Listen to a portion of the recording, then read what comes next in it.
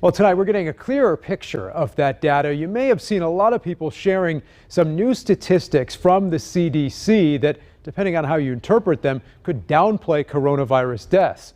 Well, that's not really the case. Fox 59's Kayla Sullivan talked with the experts tonight to get some context. When you first hear only 6% of Americans who died from COVID-19 died from the virus alone, you may assume it isn't killing as many people as you thought. But that's not true. Dying with more than just a COVID-19 diagnosis does not mean that COVID-19 was not a cause of death. This statistic didn't tell experts anything new.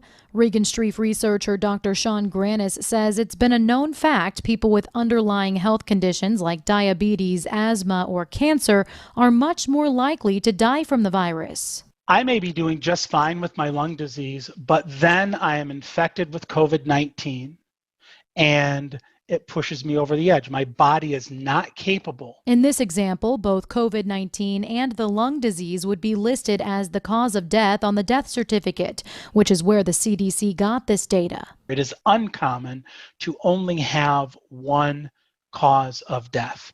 It is very common to have multiple causes of death. Sometimes COVID-19 causes another contributing death factor. Acute respiratory distress is commonly listed. So what caused the acute respiratory distress? COVID-19.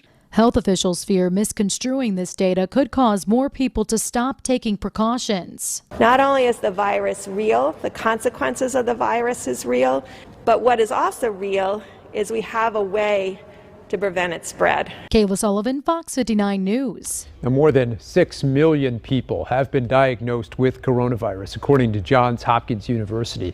They also report that at least 2 million of those patients have recovered, though many states don't report recovery numbers, including the state of Indiana.